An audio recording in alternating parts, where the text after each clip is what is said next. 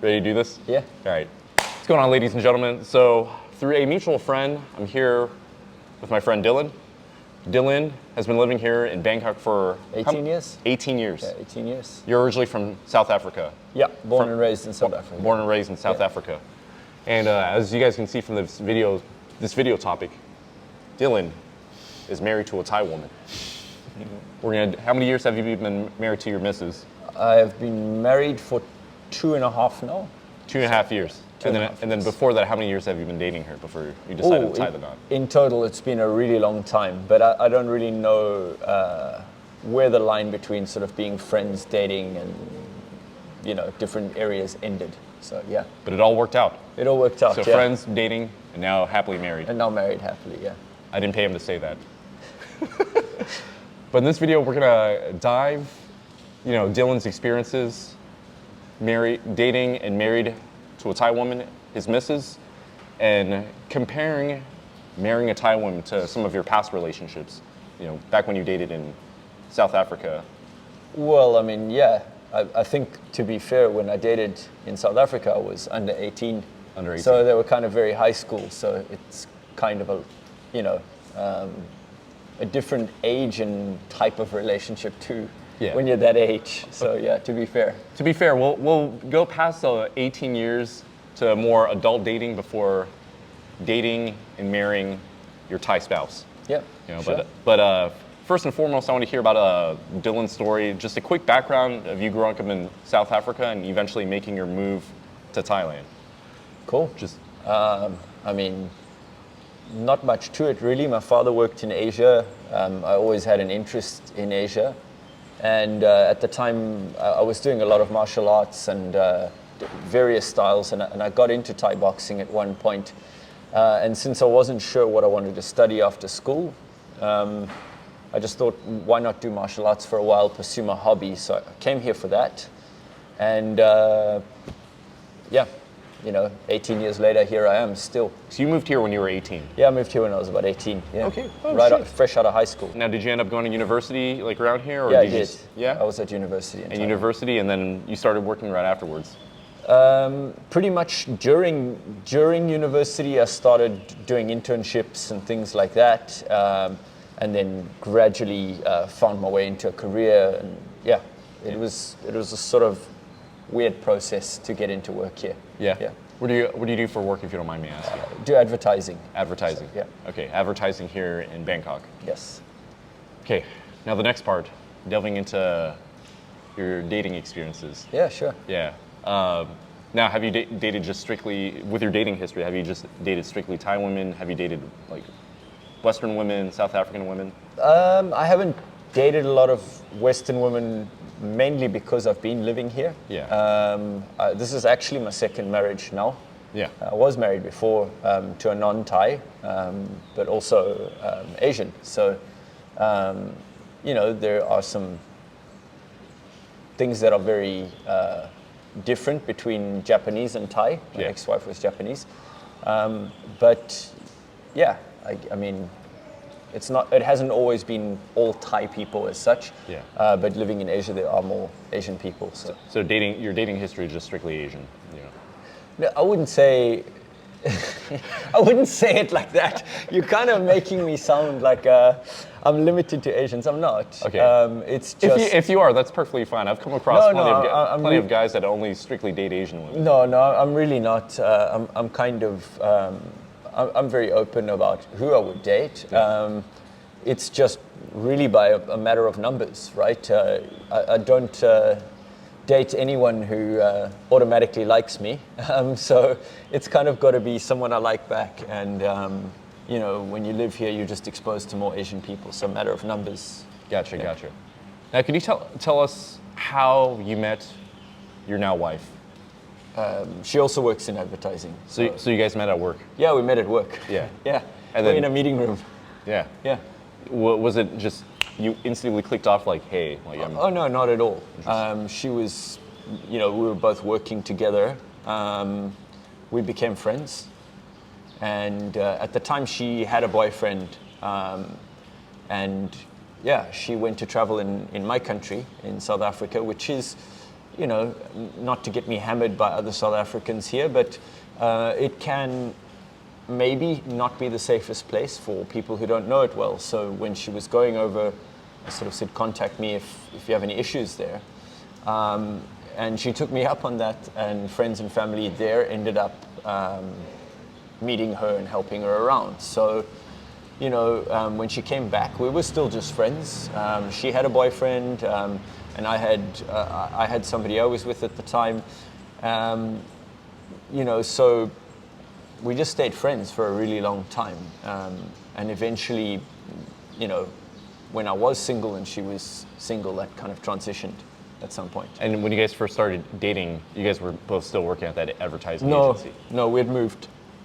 She was in the same agency. I'd moved on to another agency. To another agency. Do you think friends first was probably the best course of Absolutely. best way? Yeah. I mean, I would say it's kind of the only way to make a logical decision of these things, because if you don't know someone and you automatically dive into dating them, you're probably basing it off that you're just attracted to them rather than that you're like attraction, lust. Look, I mean, I wouldn't say that's the rule for everyone. Maybe some people connect really quickly and easily. But if you kind of meet someone and you've known them a while, you've got a lot more of a logical decision to base it off, because you can tell your views align on a lot of things. You kind of know what you want out of life and how you live life, because I think those kind of things make a difference. You can kind of see if your social groups would sort of line up, or if they could come into your world, or if you would fit into theirs. I think, I wouldn't say it's the only way to do it, but it's definitely beneficial. Yeah. Same interests, I'd say very similar family values, hobbies. Different interests is fine, right? Yeah. Because our interests are not the same. She's interested in things I'm not interested in as such for myself. But when I see what she's interested in, I might look at it from her perspective and be like, oh, that's pretty cool. And I think she's kind of like that with me too. Yeah. So yeah, on that level, it works. You guys approach both like each other with very like an open-mindedness, but at the same time, you guys have that rapport built up as friends. Yeah. Yeah, I think if you respect people's lives and look at it and think, yeah, what they do is pretty cool. Yeah. It can work, right? But if you just dive in and start dating from day one, you're kind of gonna hit a few speed bumps along the way when you discover certain things about someone. That's you're not necessarily cool with, but you're just finding out maybe 3 or 4 months into the relationship. I mean, maybe you could become cool with them, but if you know up front, it's always nice, right? Yeah. It's kind of. Well, I think relationships in general are just very gray. There's no black and white. There's no black and white, man, ever. Yeah. That shit is confusing. Yeah. I mean, was there a series of events that led you to started becoming boyfriend, girlfriend, dating your wife? Because we were friends, and she's a bit older than me as well. It was quite a difficult one to approach, because, when you people talk about the friend zone and this and that, and all these things. I'm not really I don't really buy into that. But when you are friends with someone, there's obviously potential that you could stuff it up quite badly by trying to cross the line, where I think a lot of people might feel like, what the fuck, like you've been pretending to be a friend the whole time, and really you're just trying to get into my pants. And it wasn't that. From the beginning we were friends, and there was a point where I started realizing, oh shit, like I like her now. Yeah. Like just randomly one day it just clicked. That I kind of. It wasn't just a click. It was like lots of little things that kind of gradually led to that, where I was like, oh shit, I'm starting to like someone I'm friends with, and maybe if I leave it, it'll go away, was kind of the first thought. Maybe I should just wait it out. And then eventually it got to a point where I thought, do I say something, or how do I approach this? So yeah, it kind of got to there. And then once you approached it and take action on it, what was your wife's initial reaction? Yeah, I got rejected. Yeah? Yeah, I got rejected. So you kept trying, obviously. No, I didn't. At that point, I kind of said, look, if that's what it is, I'm going to walk it off. Because I wasn't really down to hang around, like pretending to be a friend. At that point, once you realize you like someone, it's just going to be awkward to hang around and sort of pretend like, hey, yeah, we're all just friends, even though I like you here. Because people are going to live their life. They don't owe you anything. There are no rules binding what they do. But it's going to be a pretty painful position to be in to sit and watch that. Yeah.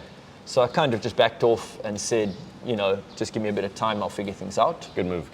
Which is kind of what you do in any standard breakup or situation where you don't want to see something that's potentially going to upset you. Yeah.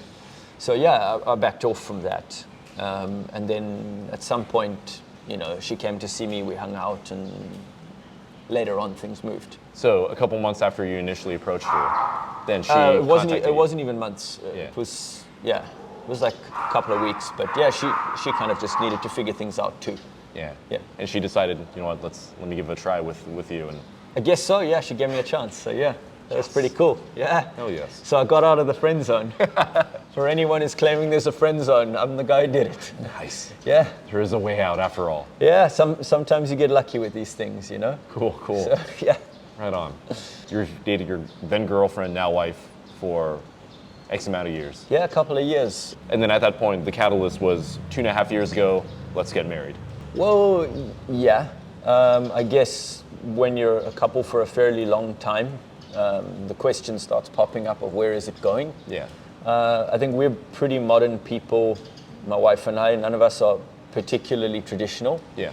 But she's a Thai girl, and she has a mom who's very conservative and, I wouldn't say old school, but, more traditional. And so for us to be living together, which her mom knew about, and I think her mom was pretty flexible. She was quite cool about things. She was like, you're a foreigner, you guys do things differently to us. So she was open-minded. So you guys were living together before you guys got married? At moments, not every day, because she still had a house that she went and lived in, but she'd come and stay with me regularly. Yes. And so, her mom was cool with that. I know a lot of Asian parents, I wouldn't just say Thais, would not, even some more traditional Western parents wouldn't be cool with their kids, staying or sleeping in the same place. Yeah, I think my parents were like, you don't live together unless you're married first. Pretty much, yeah. It's kind of a more old school approach, right? Yeah. Maybe my parents' generation in South Africa were a little bit like that too, at times. So yeah. The mom was pretty flexible. She was like, cool, things are going well. He's from South Africa, he's a foreigner. Mom was cool with things. But obviously, just in case things happen and we do pursue a future, we had plans to pursue a future together. But if things happen that then get announced, it kind of puts her mom in a position where the family may be questioning, like, oh, you were cool with this?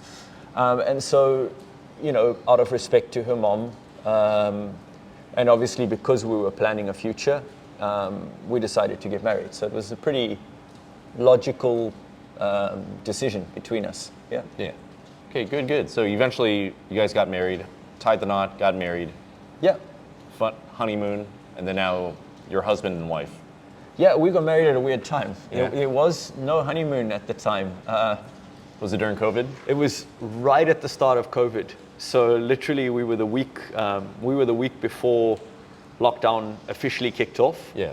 And so my parents actually cancelled the week before our wedding. They couldn't make it. Yeah. A whole bunch of guests cancelled, and we were kind of in that position where, what do we do? Yeah. And so we just said, let's push through because, like I said, part of the reason we were getting married was in case things happened, like we're trying to sort of, at the time we weren't 100% sure, do we want to have kids or not? But we're sort of planning to be together long term. Yes. And that might be one of those factors. So we were like, look, if we don't do this, it's on hold until whenever. Yeah. And, obviously her mom, her mom would sort of expect, if we're starting to really move into the same apartment and really do things like that together, her mom would expect that we got married. Yeah. Whether she said it or not, I don't know if she would be comfortable. But you guys knew that she would be more at peace if you guys got married. Yeah. For us, like I said, we're fairly modern. We would probably not need to get married as such, because both of us are kind of open-minded about that. Yeah. But at the same time, it's nice. It's nice to get married. I wouldn't knock it. It's been great. Yeah. Out of respect for her mom and making her mom feel comfortable in that, we were like, yeah, let's just get married. Yeah. Because it's when you get married, it's about families coming together, right? It's not just about the two. So yeah, we would. Her mom's very included in our lives, and I like that. Yeah. Very nice. Yeah. It makes me happy. Yeah.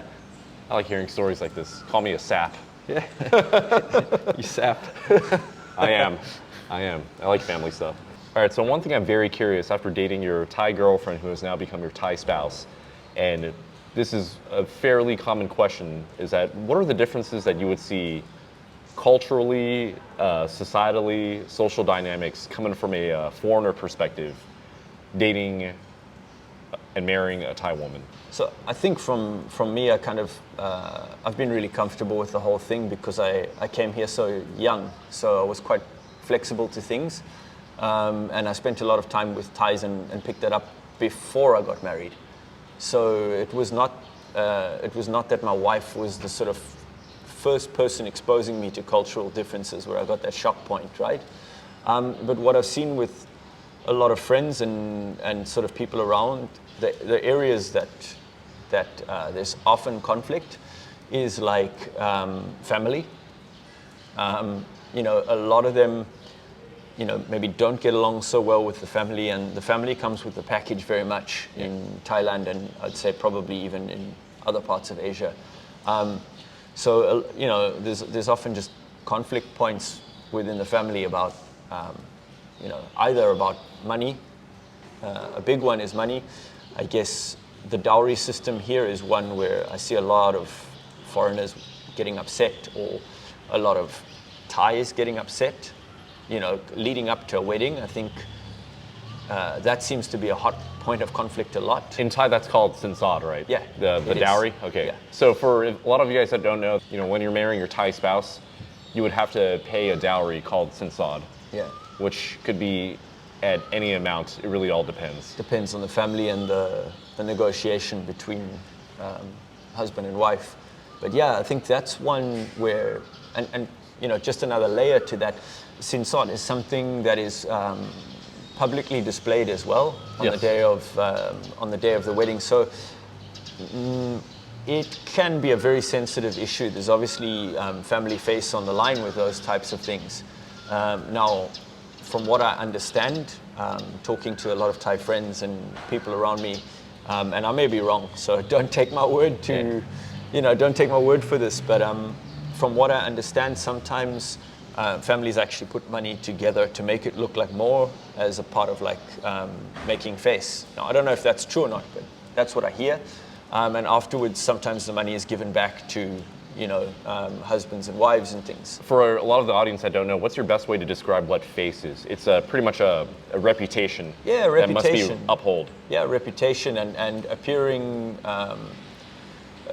just family pride, really. Yes. Just appearing proud, showing the best side of your family. I think The whole concept of face, it's not really too big in Western countries, but I grew up with that with my Chinese background, that you always must maintain face. And to try to minimize fucking up as little as possible, Yeah. you would say.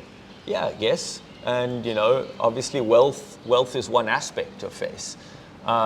So for a husband and bride to sort of look like they've got a healthy financial situation at the start of their marriage, and look like the families are bringing together and building something great and successful, that money being publicly displayed, that's something that there's a lot of pride in, and a lot of people actually ask how how much was it? How much money was there? Yeah. You know, it's something that is public information for people coming to that wedding. A lot of foreigners get very upset by this point. And, you know, obviously with Thai girls marrying foreigners who maybe don't want to do things that way, they might get pressure from families that do or things like that. So it can be pressure on the bride, it can be pressure on the husband, or in my case, you know, my wife's family is quite different, where, you know, her mom spoke to us and said, do whatever you guys want to do. I mean, long before I asked her to marry me, my mom-in-law now... Fix this up a little bit. So romantic. No, yeah, I know, very romantic. Yeah. Stop it. So yeah, long before I long before I married my wife, my mom-in-law said to me, you know, I have zero expectation of a dowry or anything like that for my daughter. I can see you guys are happy. You know, you guys are cool. Just do your thing. So, you know, there are Thai families like that are quite progressive and modern. And, you know, my wife was very much like, nah, I don't want a big wedding. I don't want this display of money. I just want to have a kind of, you know, a Western style of wedding that works. Yeah. So, you know, you could say I got off the hook, yeah. I guess. But, you know, it wasn't a fight for me. But I've seen that being quite an upsetting point for a lot of couples, where even if the money is being displayed, not given, you know, I've heard of instances where some foreigners are very anti that. They're like, no, I don't want to be putting money out there. I don't want to be looking like I'm paying. Yeah. And on the Thai side, you know, you get a lot of wives who are like, please just do this to like for maintain my family face. Yeah, family you know? face. So it's a hot point of conflict. And yeah, I think that's one that I see a lot. I know it's caused upsets. I know some of my foreign friends have sort of had that discussion with the parents up front, which here's another one, right? Age and hierarchy. Yes. I guess in Asia you wouldn't approach parents directly like that, whereas in the West you can go quite hard on with your potential in-laws. Sorry, I should change my wording from hard on there. No, that's fine. We know what you mean. You don't want to go back. You don't want to go. What do you meant to say? Let me edit that out. Edit that out. It's all right. It's all right. No, what I was saying is, I've seen this as a point where a lot of like Westerners here will talk very directly to in-laws. So like some of my Western friends have kind of directly approached the in-laws, kind of gone over the wife and said to them, you know, just to let you know, I'm not paying a dowry. I don't believe in that. These are my views. This is how I'm doing it. Yeah. Which, by Western standards, that's okay. You know, we talk very directly. Old or young, we talk very directly. We say what we think. Whereas in Asia, I would say in general, not just Thailand, you kind of wouldn't be that direct with somebody older than you, and you probably wouldn't approach it that way. Yeah. So, you know, I guess it can cause little upsets along the way. In the best case scenarios, I've sort of seen quite accommodating Thai families who are like, we understand you're Western, you're different, and, you know, coming their way a bit, and sort of eventually it works. Yeah. In other cases, I guess it causes a bit of hurt and upset, and, you know, they might never be that close with the family. Yeah. You know, whereas in other cases, you know, you get progressive families who are not into the dowry system, who understand you're Western, it's going to be different right up front, and that works out great. And you know, in other cases, I think where the benefit of that is, I've seen a lot of Westerners who've come here, married into Thai families, and the Thai families take them on as their son as well.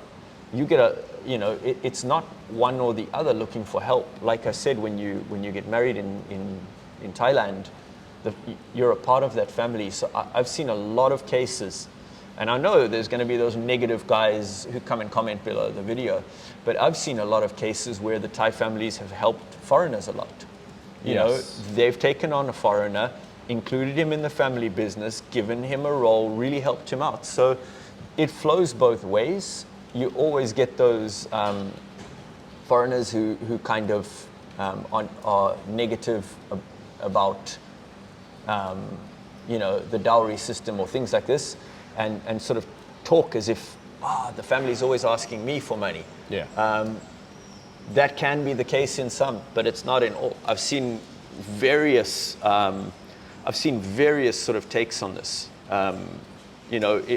Personally, I'm quite lucky. I've never been in these situations myself, but I see it a lot. Yeah. So those are the points of conflict I see. How you appear in various different situations, and how you appear to be supporting, helping, participating in the family. Those types of things. So time, investing your time. Time, just showing up.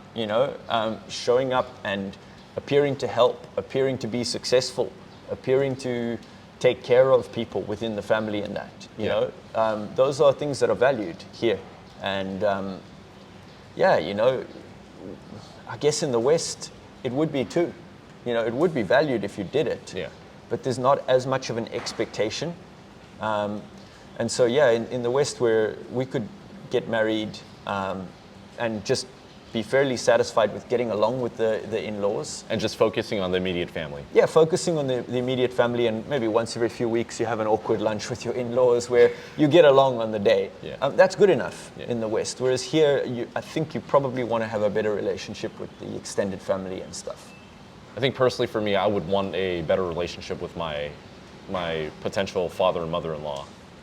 For sure. And then obviously, I don't know, maybe it's because, growing up from my perspective, Chinese American, like my parents were immigrants, and they would always send a monthly stipend to my grandmother, my dad's mom, over in Hong Kong. Yeah. And my mom was, same background, was totally up for it, just because it's like they want to take care of the parents, the grandparents, my grandparents. Yeah. They're not working, they want to make sure they're living comfortably. Yeah. Until they passed on. Yeah, and you see that a lot here too. Most of my my close Thai friends and my wife and that, they do give their parents money almost every month, or every month when their salary comes in, they give a certain amount of money to their parents. So that idea of taking care is very much in Thai society, and in the West, sure, we take care of our parents when they have problems and things. That's fairly normal to do. Yeah. When they have problems, but not just out of the blue to be sending money home. Yeah. Some families do, but it's not the norm in the West, right? Yeah. And I think that's, that goes to show that expectation of taking care is something that is, is embedded in Thai culture. Yeah. It's appreciated, and I think when you behave very individually, which is fine. Yeah. If people want to behave individually, I understand that. Yeah. But it could cause upsets, or it could cause a sense of, they don't contribute to the family. Yeah. You do get those situations where it flows both ways. It's not your expectation is to take care of parents for life. If parents are in that position, sometimes they might take care of you. Yeah. So family takes care of family in Thailand. And it goes beyond just mom, dad, sister, brother. People help their cousins, people help their aunties, their uncles, their grandparents too. So if you are the only successful person in a family where a lot of people are struggling or having problems, there's going to be a lot of pressure on you. Yes. And I've seen that a lot. Yeah. And it's family to family, person to person, situation to situation. And it's all different. It's all different. It's all different. It's never the same scenario. Thais are just like any other people, really.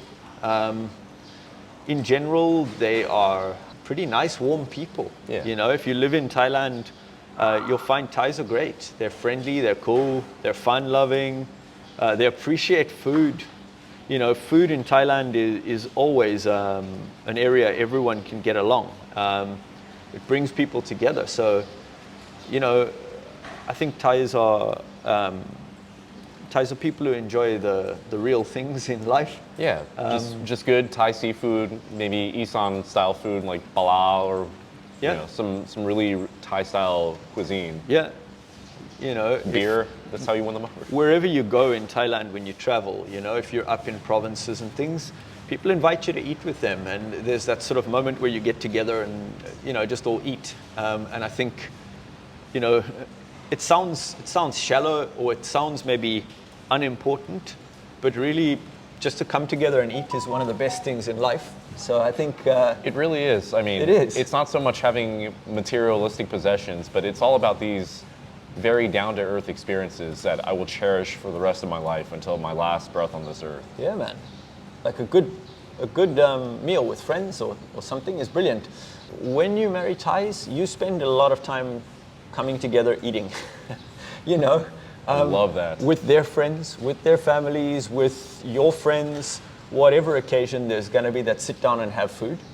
You know, and yeah, of course, the flashy people, like in any cultural country, there's flashy people who, you know, sort of want to go to chef table events and sort of omakases or whatever these things are and all that. But at the end of the day, I think just good old Thai food, sit down and eat together, you know, that's one thing that's consistent across the whole country. Yeah. Whichever province you're from, whichever place you're from, and that's something you'll definitely enjoy when you spend time with Thais and are married to Thais. I think that's definitely one of the things that has attracted me to staying and living in this country. Just the culture, the family bonds. Granted, there's no country that's perfect, but you just got to find the one that fits best with you. Yeah. And you know, you've been here since the age of 18. Yeah. You know, you've adapted to the culture. Yeah. It's really fit tremendously with you. Yeah. And for me, you know, I'm still learning. I'm always going to be learning, so I'll never get comfortable. I'm still going to be learning the customs and the ways, the language, and how people are. It's different from province to province. One thing that makes living in Thailand easy, right? And I would say it's probably, you know, it's probably something I see a lot. Thais are quite accommodating. They understand if you're different, and they'll kind of just generally get along with things. You know, it's not a culture that likes a lot of conflict. It's not a culture that likes seriousness. Thais are quite light-hearted people. If you go in and have serious discussions and get kind of stiff, not a lot of people enjoy that here. Yeah. Thais are like, come on, man, like just drop it. Let's have fun. Yeah. You know, let's talk. And you hear that a lot with Thais. When you talk to them, you hear a lot of Thai people say, "Oh, it's so stressful." Yeah. If you talk about kind of heavy topics. Yeah. You know, Thais like to just keep it fun, keep it light, and enjoy the time. Just the sabai mentality. Yeah, it's like just be in the moment and chill. You know, serious discussions are not something very appreciated here. I find. Yeah. You know, maybe there are more serious characters. I haven't met too many. Yeah. Awesome. Final closing thoughts you'd like to add? If there's anything I can add, I would say, you know, it's character to character, person to person, family to family, situation to situation. It's always going to be different.